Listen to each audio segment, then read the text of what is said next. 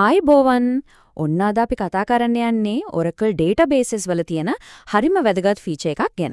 ඒ තමයි VARS. ඉතින් මේකෙන් අපි VARS කියන සංකල්පය මුලින් ඉඳලම සරලව පැහැදිලි කරගමු.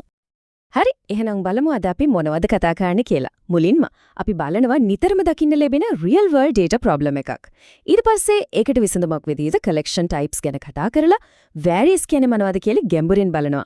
ඊළඟට various පාවිච්චි වෙන්නේ කොහොමද කියලාත් බලලා අන්තිමට මේ හැම දෙයකම වැදගත්කම මොකක්ද කියලා තේරුම් ගමු. හොඳයි, අපි මුලින්ම පටන් ගමු ගොඩක් වෙලාවට developers-ලට මුහුණ දෙන්න වෙන ප්‍රායෝගික data modeling ගැටලුවකින්. ඒ කියන්නේ single record එකක් ඇතුලේ one to many relationships handle කරන්නේ කොහොමද කියන එක. මෙන්න මේ table එක දිහා බලන්නකෝ. ජොන් ස්මිත් කියන එක ආයෝජකයාට share purchases, ඒ කියන්නේ කොටස් මිලදී ගැනීම කිහිපයක්ම තියෙනවා. එකම කෙනාට අදාළ records ගොඩක්. අන්න ඒකටම තමයි අපේ data modeling වලදී classic one to many relationship එකක් කියලා කියන්නේ. ඉතින් මේ වගේ data වෙන වෙනම rows වල ගොඩ ගහන එක ඇත්තට කාර්යක්ෂම නෑ නේද? එහෙනම් ප්‍රශ්නය තමයි මේ ආයෝජකයාගේ සම්පූර්ණ share purchases ටිකම එකම record එකක් ඇතුළත ගන්නෙ කොහොමද? බලමු Oracle මේකට දෙන විසඳුම මොකක්ද කියලා. ඔන්න ඔය ගැටලුවට තමයි Oracle අපිට collection types කියන විසඳුම හඳුන්වලා දෙන්නේ. ඉතින් මේ collection data types කියන්නේ one to many relationships model කරන්නම පාවිච්චි කරන දෙයක්. මේ වගේ ප්‍රධාන වර්ග දෙකක් තියෙනවා. Arrays සහ nested tables. අද අපි කතා බහේ අවධානය යොමු කරන්නේ ඔය පළවෙනි වර්ගය. ඒ කියන්නේ arrays ගැන. හරි. එහෙනම් අපි කෙලින්ම යමු මාතෘකාවට. මොකද්ද මේ වීරේකයක් කියන්නේ? Variable sized arrays ගැන අපි ටිකක් ගැඹුරින් බලමු. සරලවම කිව්වොත් array එකක් කියන්නේ variable size එකක් තියෙන array එකක්. හැබැයි මෙතන තියෙන වැදගත්ම දේ තමයි අපි මේක හදනකොටම, ඒ කියන්නේ ඩික්ලෙයාර් කරනකොටම මේකේ උපරිම size එකක්, maximum limit එකක් නියම කරන්න ඕන. මේ type එක create කරාද storage space එකක් allocate වෙන්නේ නැහැ. structure එක විතරයි define වෙන්නේ. ඒකත් මතක තියාගන්න. හරි, දැන් අපි බලමු මේකේ syntax එක. ඒ කියන්නේ code එක ලියන විදිහ. මෙන්න බලන උදාහරණයක් create type price array as varied 10 of number 12.2. දැන් අපි මේ command එකේ තියෙන හැම කොටසකින්ම මොකක්ද වෙන්නේ කියලා වෙන-වෙනම බලමු. බලන්න create type price array කියන කොටසින් කරන්නේ අපි හදන්නේ මේ අලුත් custom data type එකට නමක් දෙන එක. මෙතන නම තමයි price array. ඊළඟට as varied 10 කියන කැලෙන් කියනවා මේක variable array එකක්. ඒ වගේම මේකේ උපරිම elements 10ක් විතරයි දාන්න පුරුවන් කියලා. අන්තිමට of number 12.2 කියන එකෙන් කියන්නේ මේ array එකේ තියෙන හැම element එකක්ම number එකක් වෙන්න ඕනේ කියලායි. හරිම පැහැදිලි නේද? හරි. දැන් අපිට concept එක ගැන හොඳ idea එකක් තියෙනවා. එහෙනම් අපි බලමු මේක ප්‍රායෝගිකව, ඒ කියන්නේ in action කොහොමද වැඩ කරන්නේ කියලා.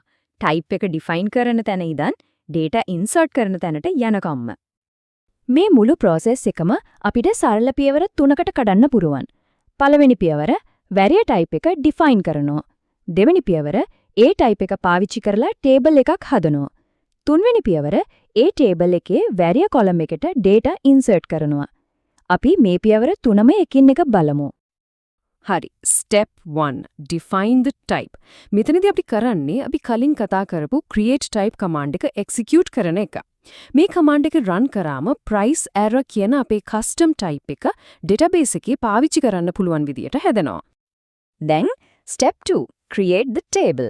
මෙතනදී අපි price list කියලා අලුත් table එකක් හදනවා. බලන්න මේකේ columns දෙකක් තියෙනවා. එකක් තමයි P&O, ඒක සාමාන්‍ය integer column එකක්. අනිත් එක තමයි prices. අන්න ඒ column එකේ data type එක තමයි අපි කලින් හදපු price_array කියන custom type එක. හරි. දැන් අන්තිම පියවර. step 3 insert the data.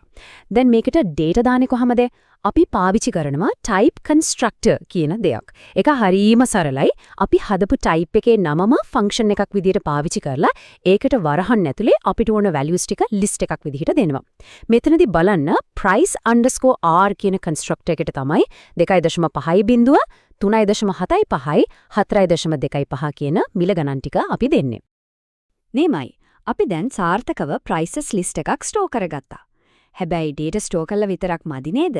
වැදගත්ම දේ තමයි මේ array එක ඇතුලේ කියන data අපිට ප්‍රයෝජනවත් විදිහට ආපහු එළියට ගන්න, ඒ කියන්නේ retrieve කරගන්නේ කොහොමද කියන එක.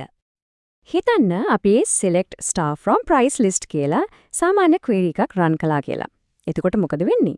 අපිට රිසල්ට් එක විදිහට ළඟන්නේ සම්පූර්ණ array object එකම එක ගුලියක් වගේ. මේක ඇප්ලිකේෂන් එකක් ඇතුලේ පාවිච්චි කරන්න එච්චර ලීසි නෑ. ඔන්න ඔය ගැටලුවට තියෙන විසඳුම තමයි table function එක. මේක තමයි යතුරු. මේ function එකකින් කරන්නේ අර ගුලි වෙලා තියෙන වේරේ එක unlist කරන එක. ඒ කියන්නේ ඒක ඇතුලේ තියෙන data ටික හරියට සාමාන්‍ය table එකක rows වගේ අපිට query කරන්න පුළුවන් වෙන විදිහට සකස් කරලා දෙන එක. මෙන්න මේ සංසන්දනයෙන් වෙනස හොඳටම පැහැදිලි වෙනවා. බලන්න වම් පැත්තේ තියෙන basic query එකේ output එක. සම්පූර්ණ array object එකම එකට තියෙනවා. හැබැයි දකුණේ පැත්තේ table function එකත් එක්ක ලියපු advanced query එක බලන්නකෝ. අපිට ලැබිලා තියෙනවා හරිම පිළිවෙල පාවිච්චි කරන්න ලේසි rows ටිකක්. හැම price එකක්ම ඒකට අදාළ PNO එකත් එක්ක වෙනම row එකක. නියමයි නේද? හරි. දැන් අපි මේ සම්පූර්ණ process එකම දැක්කා. එහෙනම් අපි බලමු මේ හැම දෙයකින්ම අපි ඉගෙනගත්ත මතක තියාගන්නම ඕන ප්‍රධාන කරුණු.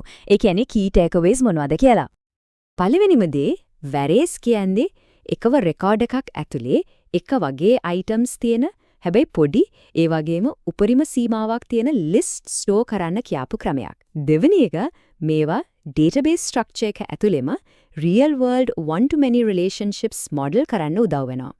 තුන්වෙනි සහ වැදගත්ම දේ වැරේ එකක තියෙන data එක වැඩ කරන්න ඒ කියන්නේ retrieve කරන්න table function එක අත්‍යවශ්‍යයි.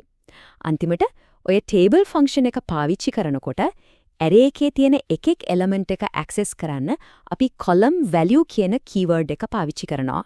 මේ කරුණු ටික හරිම වැදගත්. හොඳයි.